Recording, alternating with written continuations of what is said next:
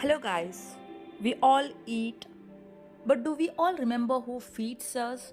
This is not just a story, this is a salute to the hands that touch the soil before the grain touches our plates. This is a story of a forgotten hero, the farmer.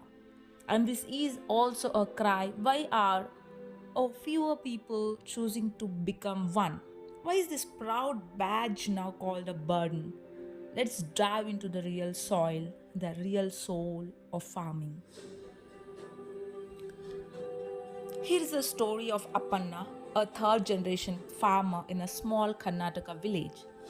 His father had just one dream that Appanna would never need to kneel before anyone for food or favor. Appanna learned how to plow before he could even write. He knew how to read clouds better than books. The monsoon was his exam, and the harvest was his report card. For us, rains were like blessings from the sky. Not too much, not too less, just enough to fill our grains and our hearts. He never complained. He saw dignity in mud and pride in sweat. But time changed. Fertilizer prices rose, weather became unpredictable, middlemen gave low prices, government schemes never reached on time. One year, Appanna lost his entire onion crop due to sudden rains. He had taken a loan to educate his daughter.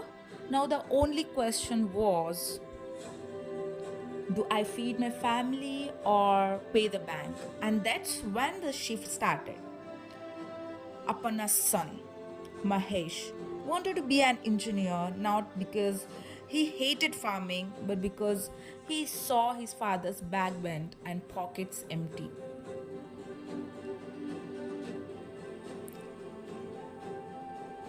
Mahesh once said, Appa, you taught me that work is worship, but when the world looks down upon your worship, what should I do?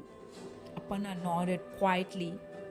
You know what he said? Even though his heart beat for the soil, he wished his son never had to beg for a better MSP, minimum support price. He didn't want his son's worth to be measured in crop failures. This is the pain behind every farmer parent saying, let my child become something better, something respected, something safe. Because we guys are feeling, we know this farming is a not respected, not respectful profession. It's not like, but not all left. Some young minds like Megha from Telangana returned after studying agriculture. She uses tech and data to grow organic crops, but not, no, there are few, beautiful flowers alive to keep the things continuity. She uses technology. She created a direct to customer model where she sells vegetables to cities, skipping the middleman. Her father once said, I gave up the soil, my daughter gave it back to me. Ah, what a words, what a phrase, Another inspiring story I can share you guys is of Sandeep from Punjab who uses YouTube to educate farmers and connect them with buyers. These are the new age warriors of agriculture. Let's pause and ask, why is farming so underrated today? Because income is unstable? Because there is no fixed monthly salary? Because urban society sees success only in suits, not in soil? Because we forgot the hand that feeds us. Even in schools, dear listeners, kids learn about doctors, pilots, scientists, but hardly anyone says, I want to be a farmer. Yet, no doctor, pilot, or scientist can survive a day without food. It's ironic. The one profession that feeds the world struggles to feed its own family. What can we do? Include agriculture success stories in schools, give better income security to farmers, support local produce, respect the profession not just during festivals like Pongal or Sankranti. Let us teach our children that being a farmer is not backward, it is brave. My hands may be dirty with soil, but my soul is clean with honesty. I don't grow crops, I grow life. Yes, they are the farmers. Salute every Appanna, every Mega, every unknown hand that feeds the known world. Let this be our pledge. I may not be a farmer, but I will honor one. I will support one. And I will never forget that every grain I eat has a story, a struggle, and a soul behind it.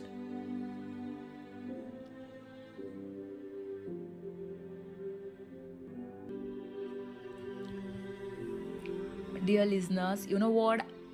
I'm proud because my father was a farmer. Farming wasn't just his work, it was in his blood, rooted deep in his soul.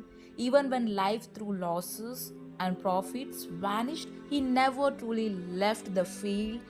Yes, towards the end of his life, he had to stop working on the land. But he never detached. His heart, his soul, his thoughts still sowed seeds of wisdom for other farmers. He continued guiding, advising, and sharing his lifetime of knowledge because true farmers never quit, they live and breathe their last breath. And I am proud, so proud to be the child of such a man, a real farmer, a silent hero, a legend in my eyes. His story will live on through me. Dear listeners, now we waste food so easily. I was no different once. I used to leave food on my plate, sometimes out of habit, sometimes carelessly.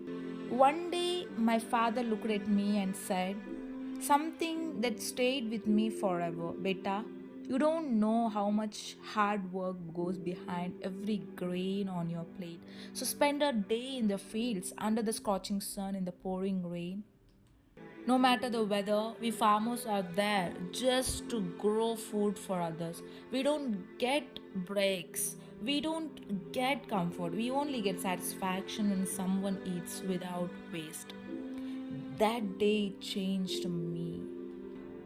Since then, I take only what I need. I finish what I serve because now I don't just see food, I see the sweat, the soil, the struggle, and the love of a farmer behind every bite. And I am proud to say I am the child of a farmer. His words didn't just feed me, they nourished my soul. Every grain has a story, a struggle, and a soul behind it. If this story touched your heart, don't forget to like, share, and subscribe. Not just for me, but for every unsung farmer who feeds us silently. Drop a comment below if you have ever heard such words from your elders. Let's bring back the respect our farmers truly deserve. Jai Kisan, Jai Hind. See you in the next story with more heart, more truth, and more pride.